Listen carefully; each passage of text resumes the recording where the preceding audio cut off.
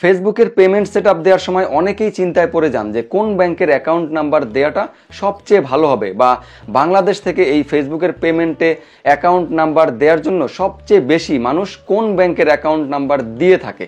তো আজকের ভিডিওতে আমি আপনাকে এটি ক্লিয়ার করার চেষ্টা করব যে বাংলাদেশ থেকে ফেসবুকের পেমেন্টে অ্যাকাউন্ট নাম্বার দেওয়ার জন্য কোন ব্যাংকের অ্যাকাউন্ট সবচেয়ে ভালো হবে এবং কেন ভালো হবে।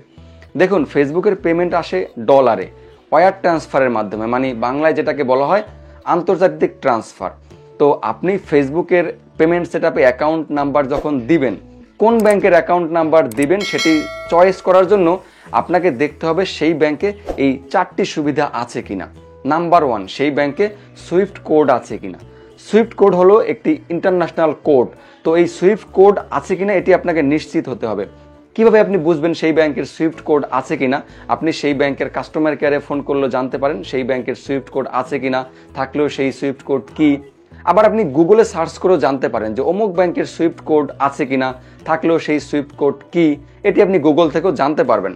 তো এটি নিশ্চিত হতে হবে আপনাকে সুইফট কোড আছে কিনা। নাম্বার 2 হলো সেই ব্যাংকে ডলার অ্যাকাউন্ট বা ফরেন কারেন্সি অ্যাকাউন্ট খোলার সুবিধা আছে কিনা। যদিও আপনার সরাসরি এই সুবিধা প্রয়োজন নেই, কিন্তু থাকলে ভালো। নাম্বার 3 হলো সেই ব্যাংকের রেমিটেন্স আনার সুবিধা আছে কিনা। মানে আমাদের প্রবাসী ভাইয়েরা বা অন্য কোনো ইউটিউবার বা অন্য কোনো ফেসবুকার এই ব্যাংকের থেকে রেমিটেন্স আনে কিনা, এটি আপনাকে দেখতে হবে। ফাইনালি, সেই ব্যাংকের কাস্টমার সার্ভিস কীরকম। কাস্টমার সার্ভিস ভালো হওয়াটা জরুরি, এবং সেই ব্যাংকের অনলাইন ব্যাংকিং সুবিধা আছে কিনা। ধরুন আপনাকে ফেসবুক থেকে পেমেন্ট পাঠানো হলো, কোনো কারণে এই পেমেন্ট আটকে গেল। তো সেই ব্যাংকের যদি কাস্টমার সার্ভিস ভালো না হয়, আপনাকে যদি ব্যাংক থেকে কোঅপারেট না করে, তখন কিন্তু আপনি এই পেমেন্ট আর তুলতে পারবেন না। আর যেই ব্যাংকের অনলাইন ব্যাংকিং সুবিধা ভালো, সেই ব্যাংকে নর্মালি এই ধরনের অসুবিধা হয় না। তো এই জন্য কাস্টমার সার্ভিস এবং অনলাইন ব্যাংকিং সুবিধা আছে কিনা এটি আপনাকে খোঁজ রাখতে হবে। তাহলে এখন বলবো যে আপনি কোন ব্যাংকে এই সবগুলো সুবিধাই পাবেন, বা কোন কোন ব্যাংকে বাংলাদেশে এই সবগুলো সুবিধা পাবেন, যেই ব্যাংকগুলোর অ্যাকাউন্ট নাম্বার আপনি আপনার ফেসবুকে দিতে পারেন। সেক্ষেত্রে আমি বলবো, আপনি যদি দ্রুত টাকা পেতে চান, সহজে সার্ভিস পেতে চান, সেক্ষেত্রে আপনি ডাচ বাংলা ব্যাংক বা ব্র্যাক ব্যাংক চয়েস করতে পারেন।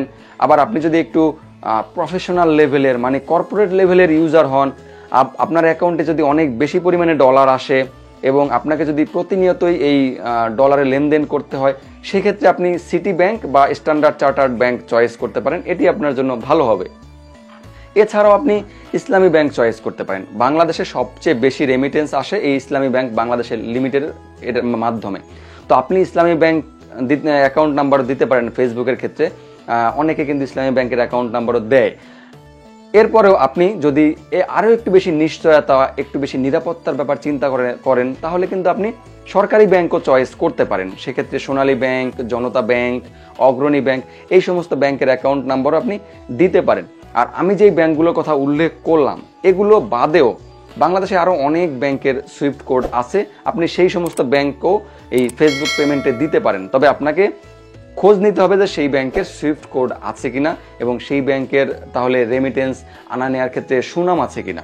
আমার বাস্তব অভিজ্ঞতায় আমি দেখেছি যে আমি যেই ব্যাংকগুলোর নাম উল্লেখ করলাম, এই ব্যাংকগুলোই বাংলাদেশে ফেসবুকের পেমেন্ট নেয়ার জন্য সবচেয়ে বেশি মানুষ ব্যবহার করে। আপনি এইগুলো ব্যবহার করতে পারেন, বা অন্য কোনো ব্যাংকও চাইলে ব্যবহার করতে পারেন।